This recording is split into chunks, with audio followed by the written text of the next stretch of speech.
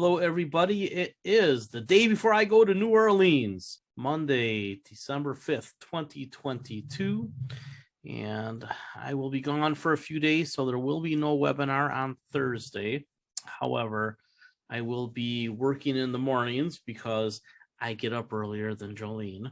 Getting a lot of reading done, and exciting news for those of you who signed up for the Rare Lifetime membership, which is basically this membership for only $1,196 for life. I am getting everything up and running. Looks like the rules and the databases are all getting caught up. I mentioned 5 people off air who might have a problem with their registration. Let me know in a couple of hours if it's not working for you, but I am going to fix what I can see. It looks like it's all working. Stripe seems to be working fine. PayPal has had some glitches. I don't know why. I've asked my subscription service what I'm missing, which I'm sure it's something that I didn't do correctly technically. Great news is that the chat room, which we currently use Rumble Talk to do some cool stuff, is going to end up being the same as what's on Seeking Alpha, it looks like. So I'm talking to developers right now. Looks like we can get it done for way less than what Rocket Chat was actually going to charge me to do it in-house. I'm just going to have to host it on my own server, which is, be $1,000 a year, but should be able to do everything that we get at Seeking Alpha. So that'll be pretty cool to have 2 consistent chat rooms. All right. What else? What other updates? So the old crypto trade shots is now called Global FinTech and E-commerce Trends. It's a starter service. If you want to see what kind of global FinTech and e-commerce stocks are out there, Jumia and StoneCo are the picks for December. We're still getting the Elliott Wave and Harmonics trading from Shooter. You have to be a rare member to see his swing trades, but we will get the broad, big picture out there. We're doing something called Nakamoto Trends, which you can check out for free over at our Investing 2020s blog. And then if you want the actual trades, just sign up.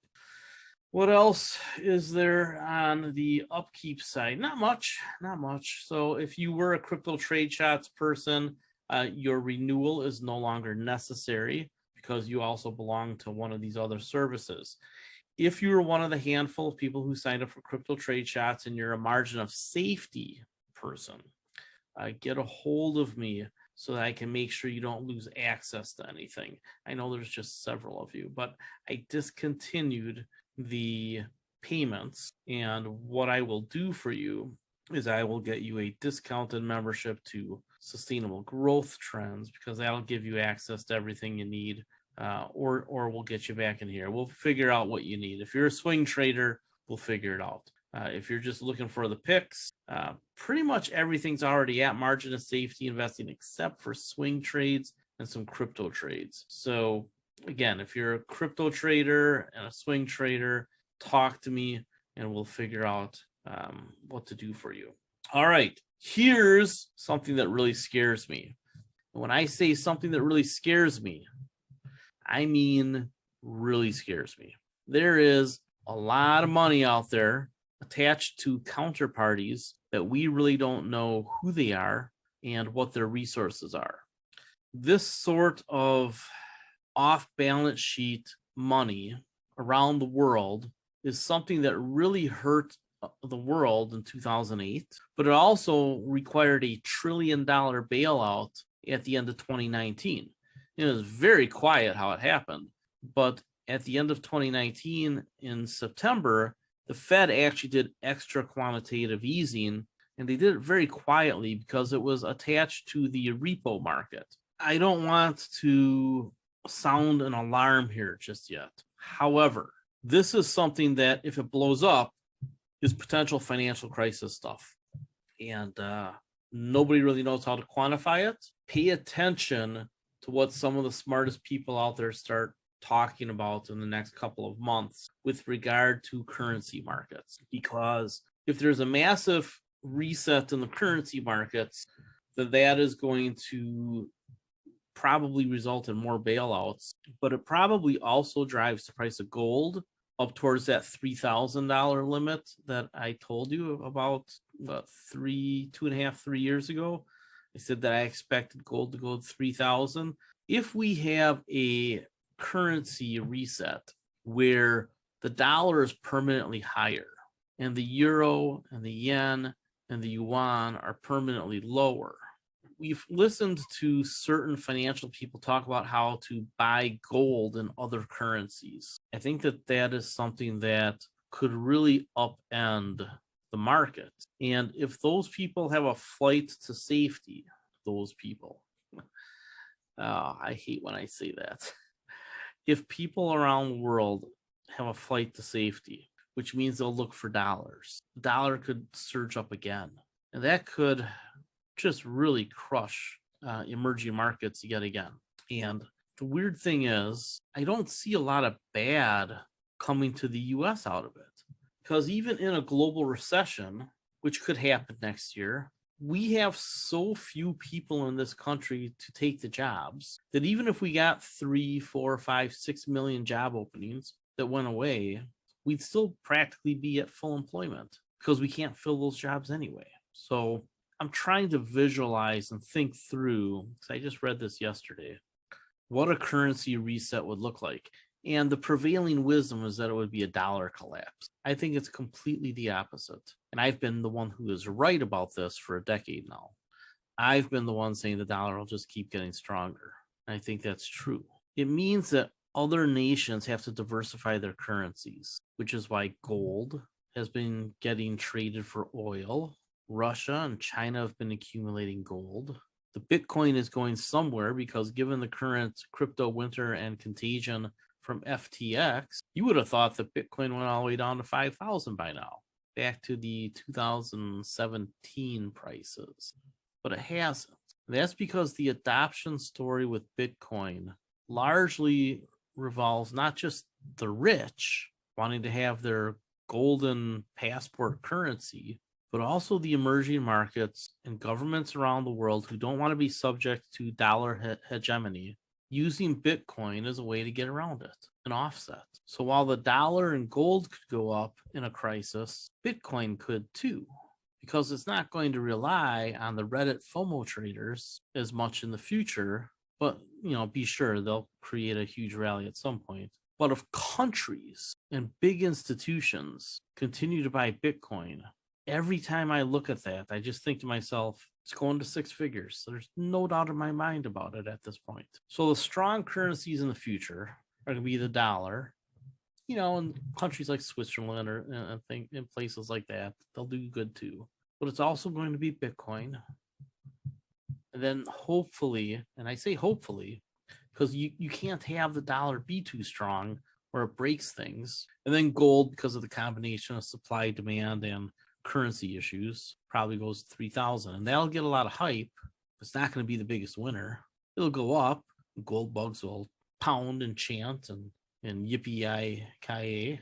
But while gold is going to be decent, man, I tell you what, I think Bitcoin's going to be way better, like 4, 5, 6x better. And the dollar, just holding cash when stock prices fall and real estate prices fall for that year or whatever it's going to be, it's going to make you a coupon shopper because your dollars will be worth more. So we saw the dollar give back about half of its gains in the last week or two for the past year. And suddenly the dollar's up again today. I think it has something to do with this because people who read this article, and you should have Bloomberg by now. If you don't subscribe to Bloomberg, I don't know why you manage your own money. Get freaking Bloomberg, please. And then the Barron's bundle for $10 a month, which gives you Barron's, the Wall Street Journal, and MarketWatch. You should have both of them.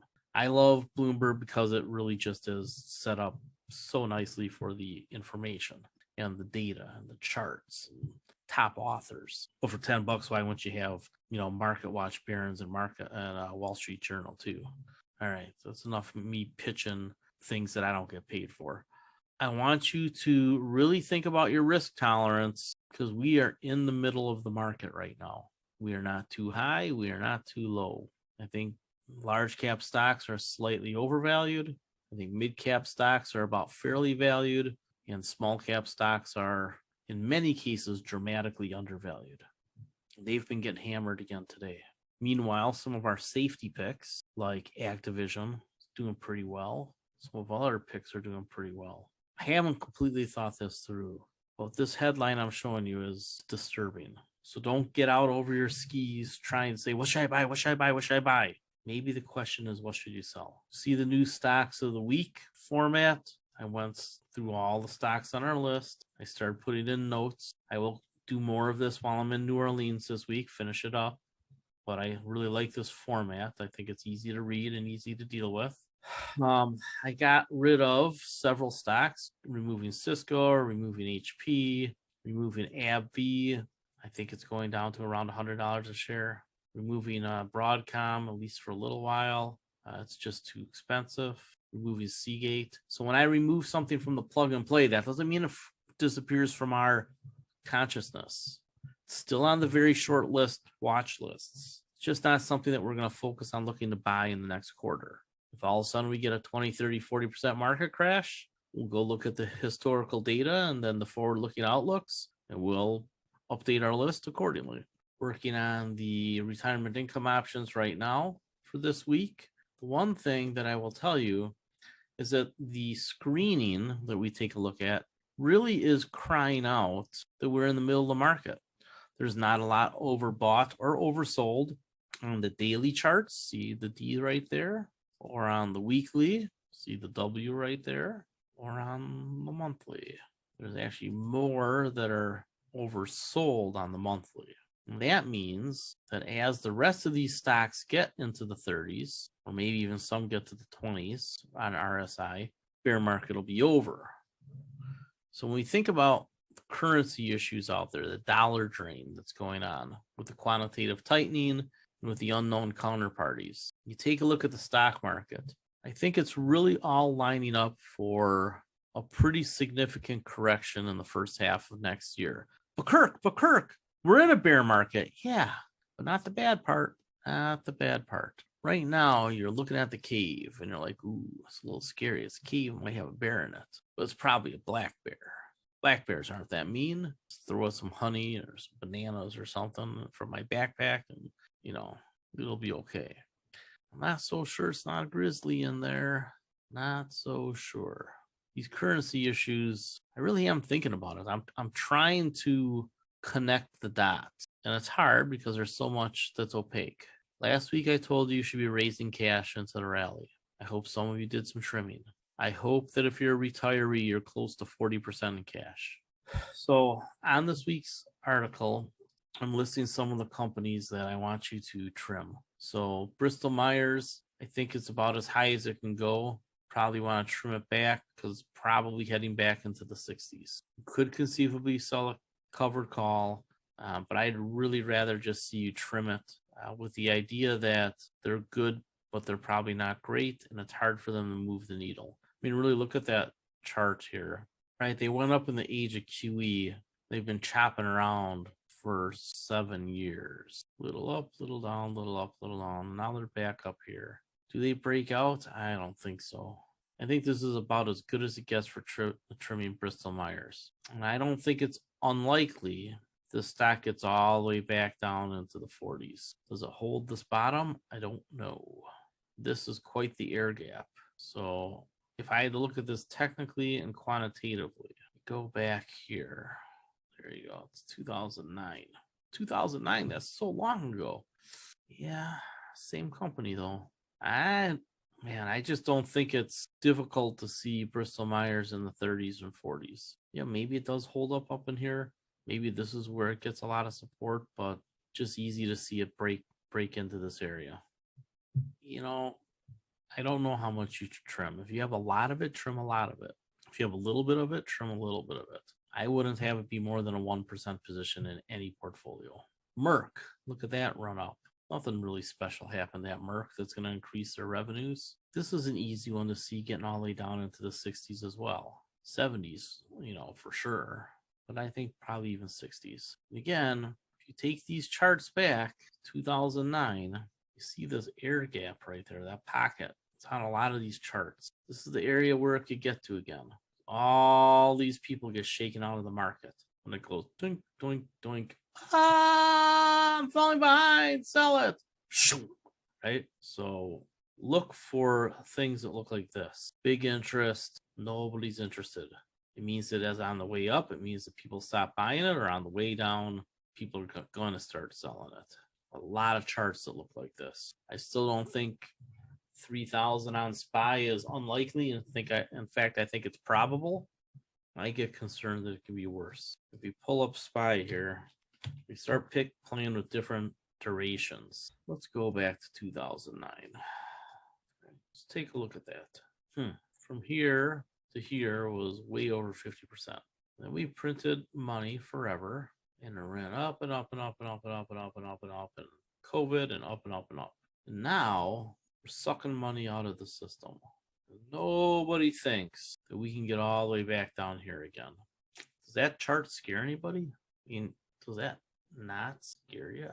That rally there, does it make sense? But it's turning over. Lower lows. And we see a lower low. I don't know if it happens in the next few weeks or it takes into the first quarter or second quarter. I think you should be really looking at your portfolio and thinking about what you should be selling right this minute. Ask a lot of questions in chat, folks. Get into the chat room. I'll be on there every morning this week except tomorrow. Tomorrow I'll log in the afternoon for a minute when I land. And I have my phone, so I'll answer questions. If you have something that grew from 2% to 4% of your portfolio, maybe it's time you pull it back to 2 or 3%. Maybe take half of your gains off the table. If you're not sure you really want something that grew to 3 or 4 or 5 or 6 to be that big anymore, maybe you pull it all the way back to a starter position at 1%. There's another leg coming down. I don't know if it's the Armageddon zombie apocalypse. Teresa, who's going to be in the chat rooms a bit more in the future, I hope, says this is a beautiful trending downward channel. Yeah, if you're a bear, it is. But if you're cash rich, it's not so scary either. I want you to get more cash rich. You sell covered calls, long dated covered calls on things that you just absolutely want to keep and you don't want to sell. Could be for tax reasons. But if it's in an IRA, trim, right? It doesn't cost you anything. There are no taxes. But if you have non-qualified assets, right? Regular brokerage account. You're like, man, if I sold this, it would really cost me some scalera. Then at least sell some covered calls, and you can go out a few extra months. I'd say probably to spring, April, May, June, whatever's available for the stock you hold. I'd write it right at the money. If it goes up, fine, it gets bought. Or excuse me, if it goes up, it gets sold, but it's next calendar year. If you don't want to sell during this calendar year for tax reasons. I hope we hold above 3,000 on SPY. Man, I don't know. If they don't quit QT, I don't know how we do. Really don't know. Everybody's focused on the interest rates, but it's not the interest rates that are soaking up liquidity. Interest rates are putting a cap on real estate. A little bit of lending here and there, but really it's the real estate. The quantitative tightening is taking liquidity out of the system, out of the financial system.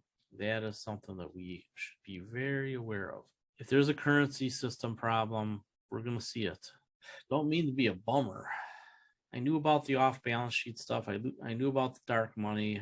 I knew about the counterparty risks. I didn't know it was 3 times as big as the U.S. economy. I knew it was trillions. I didn't think it was 65 trillion. Even if they're plus or minus 10 trillion, it's bad. It's a lot of dominoes that could fall. It's why Credit Suisse is basically going through bankruptcy without calling it bankruptcy. Vanguard reported last week that they had record retirement account withdrawals. Yeah. Well, a new batch of people turned 70. So the retirement plan withdrawals are going to continue to go up in future years until the assets really start to shrink. So one of the scenarios we should be prepared for is during a correction next year that all the old men panic sell. Not all the old men. I know that none of you will. And then they never get back in, or they trickle in over time. So that could be a heck of a reset for the millennials to enter a long-term bull market, which is what I expect. I do expect a long-term bull market. So there's a couple of things that have to happen. One, we have to get back to good valuations, cheap valuations, to set up a long bull market. So we need some panic selling. We need capitulation.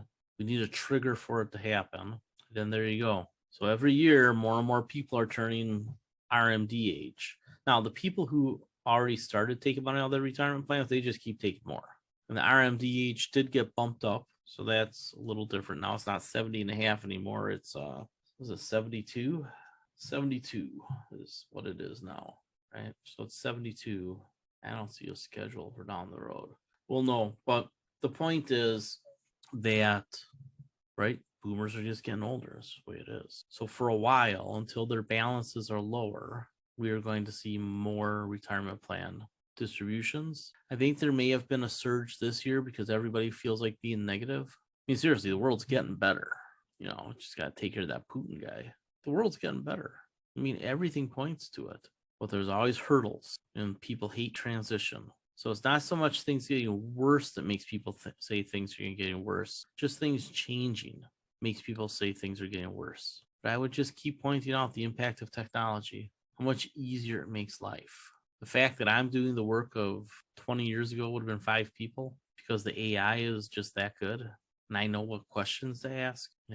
We're destroying the climate, but we have the technology to fix it. We'll get around to it. I don't know how bad we let it get, but we're seeing a lot of things happening. Desalination finally is becoming a big deal. So we'll see more and more of that. But all these big trends just keep doing what they're doing. We just keep trying to screw it up with our complaining. So I don't want you to feel like because there might be a stock market crash on some sort of financial event that creates a bunch of resets. Big deal. We see that it's coming. We adjust ahead of time, accumulate some cash, stop trying to rationalize, but this, no, I'm showing you the evidence over and over again. These are the scenarios. Which one does it end up being? I don't know. I think my base case range is about right. But if the Fed stays tight too long and there's a currency event, then that Armageddon zombie apocalypse is in play. And I hate that it's in play. I don't want it to be in play just because I know it's going to hurt people. We're going to adjust. We're adjusting for it. Look for things to trim. Stop asking, what do I buy? What do I buy? What do I buy? Ask me, what do I sell? Here's 5 things that are at the top of my portfolio and their percentages. Should it be that much? I bet at least 1 or 2 of them, the answer is no. All right. I am going to take my car in and let it sit for a week at the shop and see if I should be selling it, trading it, or keeping it. I will be in the chat rooms in the mornings on Wednesday, Thursday, and Friday. There is no webinar on Thursday. I will try to touch base in the in the chat room tomorrow afternoon. I'll have this webinar up tonight, and I will get the retirement income options out, but it's not going to be much different than last week. So, all right. Have a good week, and I will be in touch via chat.